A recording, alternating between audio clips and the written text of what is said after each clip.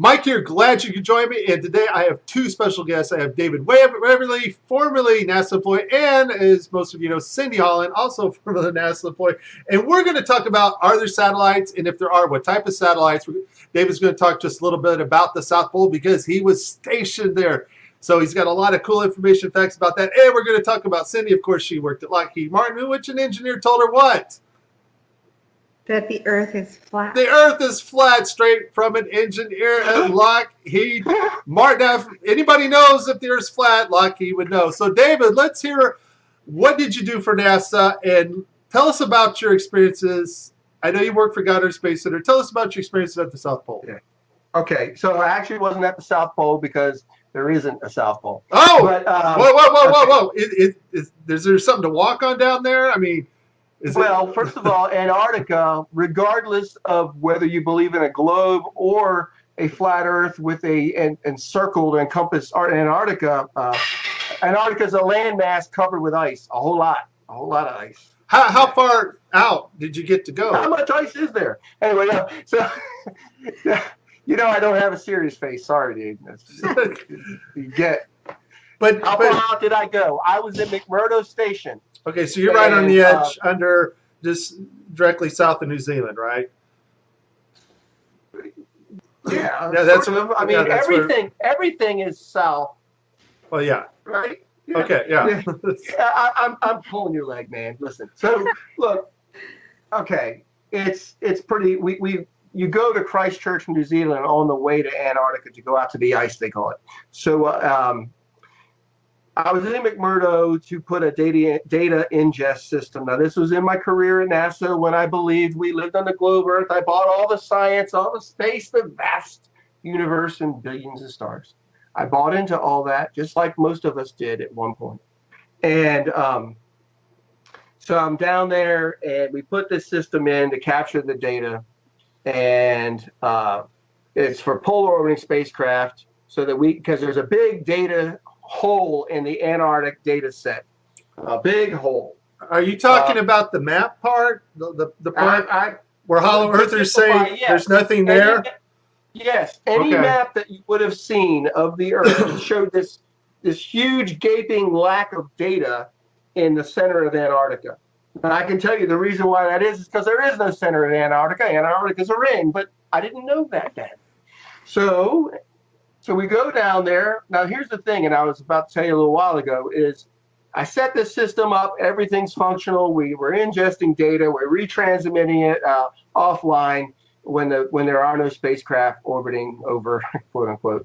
And about 10 years later, I'm watching a YouTube video, and I'm looking at images on Google Earth of Antarctica. And there's a big gaping hole in the data set for Antarctica on Google Earth. And I'm like, now you got to understand, I personally went there to correct that. So I was kind of like a little weirded out. Like, why in the heck is there no data for this large area of Antarctica when I went down there to correct that? And this is here 10, 12 years later. So I called my old boss and said, hey, Mike, what's the deal? How come we don't have any data, any imagery over the center portion of Antarctica? And his answer to me, and I talked to my pastor about this even, because I was like freaking out about it, because it didn't make any sense.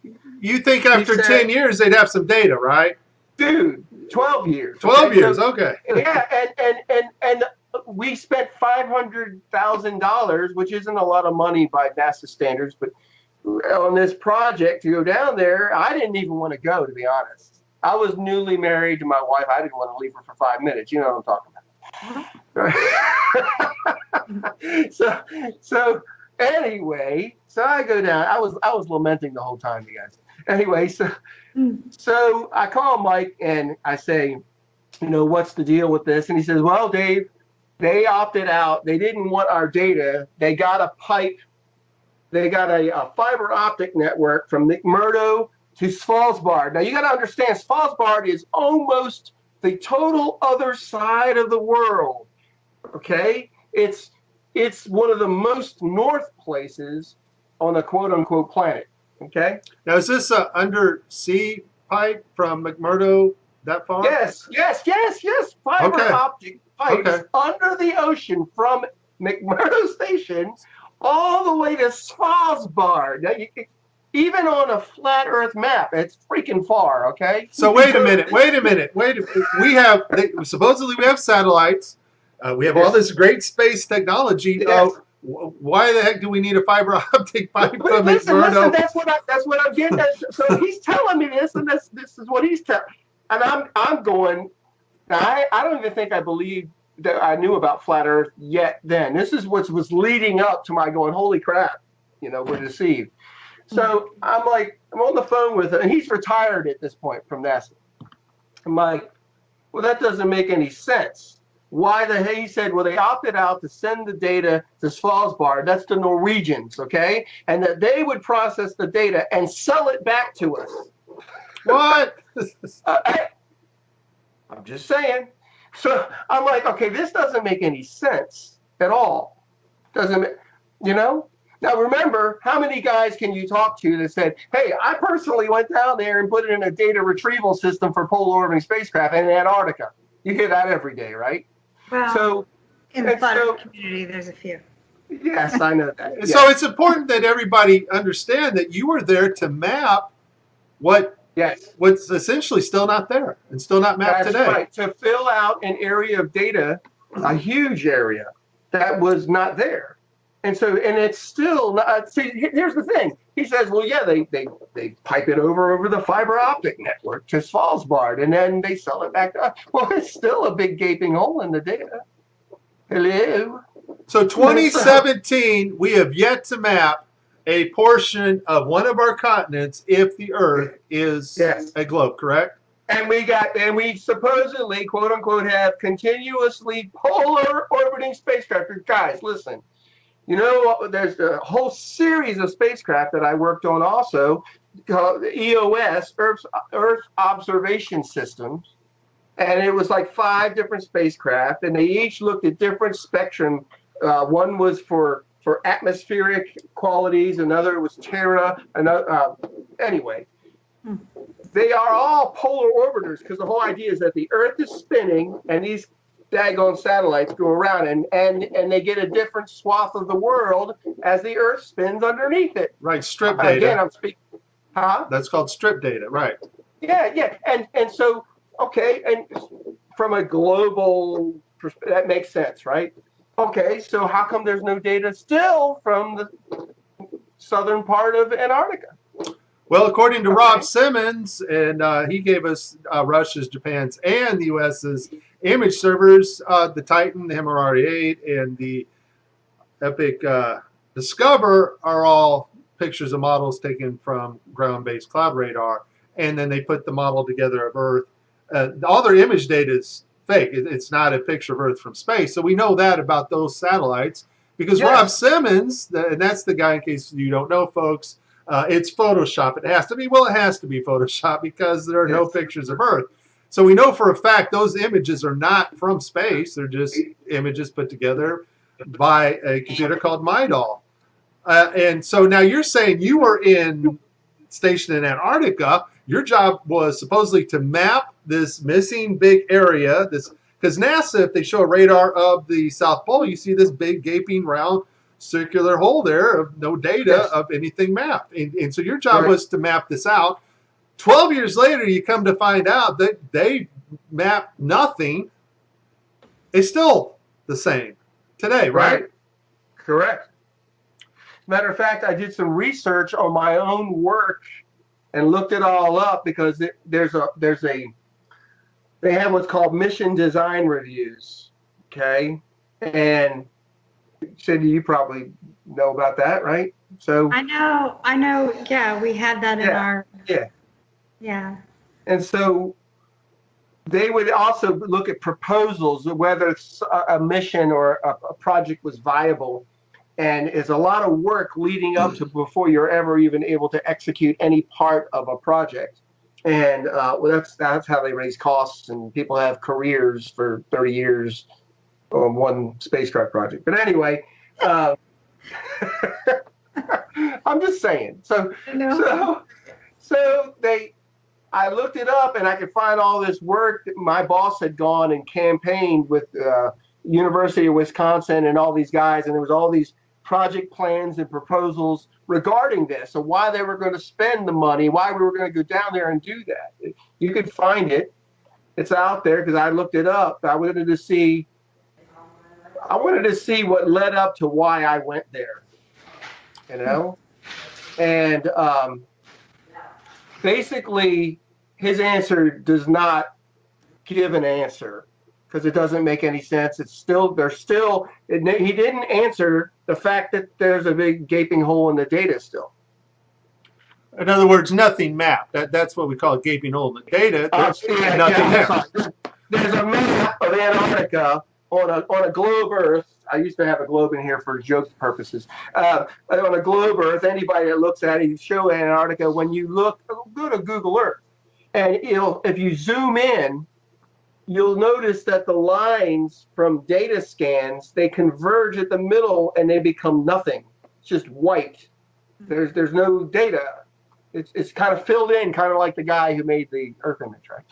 It's Photoshop because it has to be. All right, yeah. Awesome. Now, David, you, Cyndi, and I, we were talking about actual what we would call real satellites, not ones orbiting a ball, of course, but real satellites that actually resonate probably on a frequency perfectly in our magnetic field. They have found technologies, and Cyndi, you know what you've heard of the TR3, the funny triangle-shaped spacecraft they got. We have aircraft that actually can hover almost indefinitely in tune with our magnetic field. That's what I'm understanding. Cyndi, you mentioned a project that you cannot talk about, of course, and we'll respect that. But they are, in most part, what are really satellites, correct? What can you tell us about this, Cyndi? Well, I have not researched that particular aircraft myself, but I can tell you that the research that I've done shows us that the satellites that they claim are orbiting Earth are not orbiting Earth. There are not flying around the ball, kept in check by gravity by constantly falling and missing the curve, right? Correct. Okay. That are never seen in any photos, by the way. That's a crazy concept too, that you're spinning around a ball, constantly falling and missing it because you're going 17. Sci-fi movie. Yeah, that's science fiction. Want to create a sci-fi movie? It's a really good topic, but in reality, yes, they're building satellites because I have friends who work for these companies who build them. Yes, sir. There are people who build these and work on these programs, and that's not fake. What's fake is that they're being sent into orbit. That's the part that's fake, and so that's the part that we're researching. We're looking into these anomalies because we know that outer space is not factual. It's created. It's not. It's a sci-fi movie. It's not something that's able to be. You can't go there. Yes. It's we just can't get to the moon. So, Cyndi, let me ask you, Cyndi, I've talked to NASA engineers, and they claim, well, I work on satellites. Are you saying that somebody who works at NASA could actually work on parts of the equipment that go on things that are actually going up in the air to hover, orbit Earth, or ride along our magnetic field? Because, David, you were talking about they find this sweet spot, a resonating frequency, that they have technology that they can stay up there as long as they stay in tune with Earth's magnetic field. Is it possible employees, Cyndi, can build these things and they tell them it's an orbital satellite, but still be functional and be used for maybe one of these platform devices? It's hard to know what they would be used for because we're not in the know. And most of the people who work on these satellites are not in the know. There's no way they would have an idea of where they're being used or how their functionality actually works, but they are building them. I know I have a close friend I grew up with who works at Boeing, and when I first started posting that satellites were fake, she was very upset with me because she works build satellites. Well, a lot of us work with people who build or work on satellites. I've worked for NASA. I've worked for the Air Force. I've worked for Lockheed Martin. I've worked for Raytheon. I've worked in other NASA contracting positions, and we're all doing something. We're all working on projects and programs. The problem is it's a need-to-know basis. Everything is need-to-know. You're told what you're told. You do your job. You come to work, and you retire, and that's pretty much it. So most folks would never know that the hard work that they're doing is not what they think it is. Can I interject on that? Yeah. That idea? Yes. Okay. When I was at Goddard, Mike and Cyndi, and anybody listening, there's this environment of, it's a wonderful, almost utopian ideal where you're all doing this great work for the betterment of mankind, and you almost believe this. You really do. And a lot of us at Goddard, it wasn't just a job, it's what we did. I mean, you could sleep there and shower there and shop there. They had a shop, and so they create this environment that's conducive to, nobody starts going, oh, they're keeping secrets from us. I mean, that's so. Anyone listening to this should not think like the people they're kept under a ball and chain, and it's such an utterly amazing work environment that you never stop to think, we're doing something bad. Right. I mean, you're it's a given. You're doing this wonderful work, and everybody's doing their little portion, and then they launch a spacecraft. Ooh, cool. You know? And what he's saying is exactly right. The environment is happy, proactive. They teach you, they train you. Everybody's friendly. I mean, for the most part, I was with NASA for 4 years, from 1996 to 2000. My time with NASA was my first actual career position outside of college. I was terrified, but I was so excited. And to meet all those people and to think back to the folks that I've worked with, amazing people. So I don't want anybody who works for these companies or works for the DoD to ever think that I'm putting down NASA employees or Air Force employees or any of them. I still have a love for them, still friends with them. We're all under this blanket of unknown. None of us know the truth. That's what it is. Nobody knows unless you're in the top. I don't know. Probably. Even the top at NASA, they probably don't know. It's all obscured by fervor and excitement and ideals that most of us were taught since kindergarten. Right. Yeah. If you think about the movies that have come out and the way that it affects the mind, so sci-fi movies, rockets. There's a movie called The Knowing, and they put together a thing. What do you call it? It goes into the ground. It's the I can't think of the title of it, but it's all the kids from 50 years prior drew pictures of what time capsule. Thank you, time capsule. Yeah. They put in pictures of what they thought, and I thought it was funny that they drew rockets. Who would have thought 50 years prior of rockets unless it was put into our media? There's no other way you'd even think of a rocket unless media portrayed rockets as future. Of course. So I saw I've been watching this movie a lot lately because I pick apart movies as I try to figure out what they're doing next. And so I pick apart Hollywood movies, but The Knowing is a good one because it kind of shows you the direction that they're taking. They're using specific agendas, space absolutely, the globe absolutely, evolution is huge. And so they're taking these things that we've been taught since kindergarten, and they're manipulating people to believe. And these are psychopaths. They don't have guilt. They do not have feelings. Correct.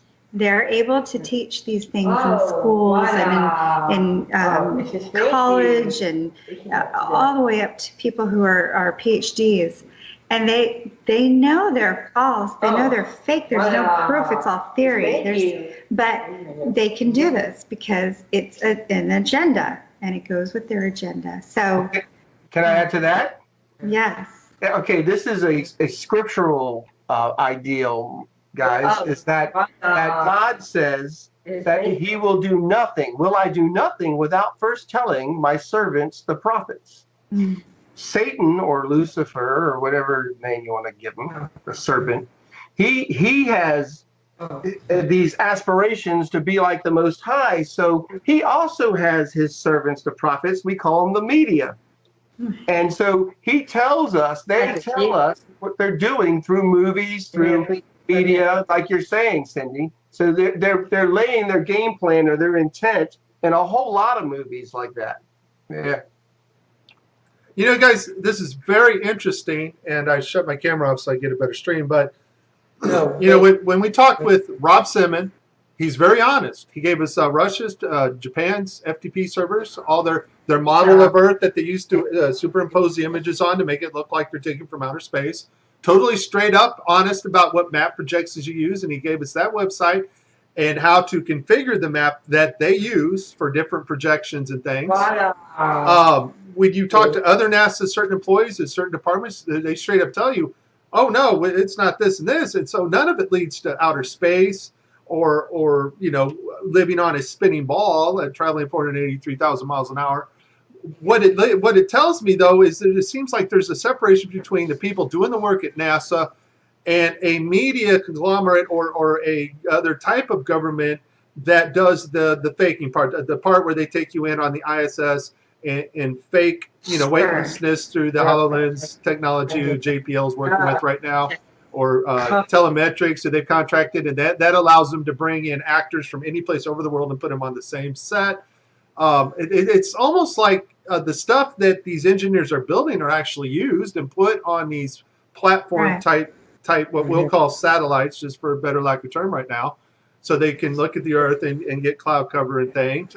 They're heavily interested in our magnetic field. We'll probably talk about that in another video. We'll talk about the sun in another video and how the eclipse, nothing blocked the sun. But it almost seems like there's this other type of government thing going on that's sort of separate from NASA. It's like NASA has another division that we would call liars and deceivers, you know, part of NASA. And then we have the people that actually do real work and real technology for NASA. That's what it's looking like. What are you guys' thoughts on that? Absolutely. Again, the mass of people, and they are many. There was between 17,000 and 35,000 at Goddard at any one time throughout the history of Goddard. All of those workers, like Hubble was built in our clean room at Goddard, right? It never enters their mind that what they're doing is going to be for deception. They think that it's for science, for knowledge, for the betterment of mankind, so that we could understand how we were created, right? Which the very thought of that's kind of insane, but anyway. What do you got to say to that, Cyndi? Can you please repeat what you just said, David? I said that that just at Goddard alone, there's a lot of people that work for NASA in its entirety, that work who are engineers and scientists and other support personnel supporting all of that infrastructure. That at Goddard alone, there was between 17,000 and 35,000 people just working at Goddard. Okay, so when I was at Dryden, and it's not called Dryden Flight Research Center anymore, they did change the name not too long ago. I don't know what the new name is, but when I worked there from 1996 to 2000, we had to go through Y2K. And because I was an IT support person, I know exactly how many computers there were. I'm going to give you a basis. It was 2,500 computers that I had to fix prior to Y2K, which is, you know, everybody remembers Y2K. If you don't, you need to go research it. But So I can tell you, we had approximately 2,500 computers, which equates to approximately 2,500 folks.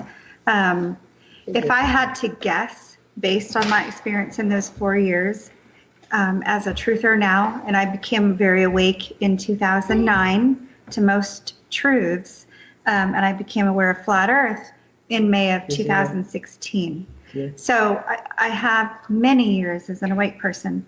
When I go back and I think about the photographers who were in the office next to me, who came out of the building and said they couldn't believe people believed in the fake moon landings. That was in 1997, 98. I don't remember the exact date. I just remember it happening. So wait. NASA employees that are in the know are going, I can't believe these people bought into that moon landing crap. Oh, guys. This is what I overheard, yes. No. You just reminded me of something I mentioned the other day to somebody who was like, oh, a pastor friend of mine. At Goddard, we had a digitization project in the education office. A guy named Dr. Bob Gabrice was the head of education at NASA Goddard. I did a lot of education outreach, but I was also technologically adept, so they would include me in these extra projects. We were going to digitize all the lunar lander and all of the Apollo mission stuff they had in archive, and it was missing. It was gone. Oh, boy. Okay. and I remember, but here's the thing, then I still believed all the other garbage. So I was like, well, it didn't make any sense, like, how would you lose? I guess the most historic moment in all of mankind. Why would you lose that? You lost all the telemetry data to the most important event ever, right? Yes, they got like freaking 10 sound bites from the lunar mission, I'll tell you, I was the retrospect administrator. Retrospect is a system that we used to back up computers for the whole facility. So this is dating myself, obviously, because retrospect is, I think it's outdated. I don't think anybody uses it now. But if you look in history, you will see that retrospect was the technology, the app, basically. We didn't have Windows. This was a long time ago, so it was different. But we used a system called retrospect to back up computer systems. Now, if I'm understanding my role right as the backup administrator for Dryden Flight Research Center, everything was backed up every night based on my job, what I did. I backed up computers, and it was a system. It did it automatically. Now, wait, Cyndi. Are you backing up like super important data like the moon data, or was the moon data not as important? And everything that was on they're personal freaking MP3s. So we can lose the moon data, but we're backing up everybody that swiped their key card for the last 20 months, right? Yes. Okay, I got just as long as I understand NASA's priorities. Gotcha. Yes. So we're backing up the work that they do each day to make sure that they're not family pictures. What's that? Family pictures. Look, wait, because I'll never forget my first week at Goddard. I went into an engineer's office like he's a freaking GS-15 or something. Okay. That's like a $250,000 a year, okay? It's like 150 to 250 a year salary. I go into his office, one of his hard drives had crashed. I'm not making this up, guys. And I get called on a tech support call. I pull his drive and I run this data retrieval tool. And it's all organized pornography. It's all porn with categorized folders. That's terrible. But my point is that all that stuff is all saved. Right. Well, you got to back up the porn. Can't lose that, right? But we lost the moon data. Yeah. There's a lot of, and this is off topic a little bit, but there's a lot of cancer at Edwards Air Force Base where Dryden Flight Research Center is located. I don't think that's accidental. I don't believe that that's accidental. I believe that there's a reason why they allow so many, I don't know what it is. It's not just chemicals. There's so many things going on at the base, at Edwards Air Force Base, that environmentally are harmful to humans. I don't think that's accidental. I think that the smart people that they hire, they don't want them to remain smart, and they maybe don't even want them to stay in the know. We had an SR-71 pilot who, I think it was 2007, somewhere in there. Anyway, she was an SR-71 pilot, Marta Bonmeyer. She was flying SR-71s for her career, and she died in a small airplane accident in the mid-2000s. So you understand, I have a lot of questions about these so-called weird, strange deaths that happen, whether it's cancer, whether it's an airplane crash, whatever it is. I have a lot of questions. Marta Bonmeyer crashing a plane and dying after flying the SR-71? It's odd. Well, she's not the only one, though, Cyndi. There's YouTube videos about a guy that worked in Antarctica, supposedly found out something. It seems like if you're a type of person that they can't trust, and you have information that need to know information only, it seems like some of these people are dying mysteriously or disappearing even, right? Or they're having mental issues that cause them to have to take or to be prescribed, not have to take, but Correct. be prescribed drugs that alter their mind to the point that they're practically useless. Correct. Yeah, that's a good setup, right? Because, somebody comes clean, like you guys, whistleblowers, and they go, well, they're doing this and this and this. But then all of a sudden you can go back and say, well, we have their mental history here. Yes. And they're not nuts. They're nuts. Yeah, they're nuts, and they're not really saying the right things. We are taking care of them. We have them on medication, but they're just saying wrong things, and so we can discredit that way also. Yes. And so people are always wondering, well, where are these NASA employees that are saying the Earth is flat? Folks, I got 2 NASA former employees right here on video that know for a fact, from what they learned from NASA and what they've studied out themselves, that the Earth is indeed not a spinning ball. Amen? Amen. And I know, Cyndi, I know that you got family to tend to right now, and I would like to make some more videos with you guys because, David, we still got to talk about planes flying along a magnetic field of some type because we know everything's based on electromagnetics. We know that. We know from the eclipse that the sun and moon are just projection lights, and I'd like to hear you guys' theory about that. Cyndi and I got some photos to show, so the next video I'll bring those photos. Cyndi and I do not agree on everything, and that's great because we need that. We need not to be on the same page and beat the same drum. What we need is to research the information and bring forth ideas and share with one another. And most importantly, as flat earthers, folks, we need to get along. I can't stress that enough. There are no shills and gatekeepers in the flat earth community. There is no such thing as that. Nobody has the key to the whole thing, and they're just hiding it from us, okay? It's not even possible. And, and I get so mad. Yeah, I don't share the views of maybe Jaron or Bob or even Cyndi. I don't share all her views. But I can tell you she is not a NASA gatekeeper, and I can tell you she's not a shill. She's very genuine. She is serious, and most importantly, she loves the Lord Jesus, and so does you and myself, David. Amen. And I'm so glad that you guys had a chance to watch this video with us. I think we could even do a series, Mike. You want to do a series, David? Thinking about all the subjects that we've discussed today, just on our own, aside from the recording. Honestly, if your listeners are interested, I'm open to doing a series and doing different subjects on each one. Yeah. Well, David's already got a YouTube channel, and you're going to have a YouTube channel, Cyndi. So I want to call it Cyndi Guns. Cyndi Guns. We'll just whatever, but it's just something cool, something dangerous sounding. Well, hey, Mike. I would love to be involved in a series, but I'm really shy and I don't like to talk a whole lot. That's a bunch of caca, David. I'm pretty sure you're lying like NASA right now. Yeah.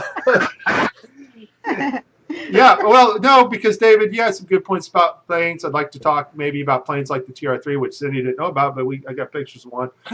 And we do have things up there, and we do have things up there taking pictures, but that does not take away the fact that 99% of all of our communication has to be done through undersea cables, simply because there are no satellites above us. There's no such thing as our 24 GPS satellites hovering above us either. Anyways, all right, guys, we can do it. We can talk about a series. This is Mike, David, and Cyndi Holland. And we, all three of us, are glad that you watched. Bye-bye.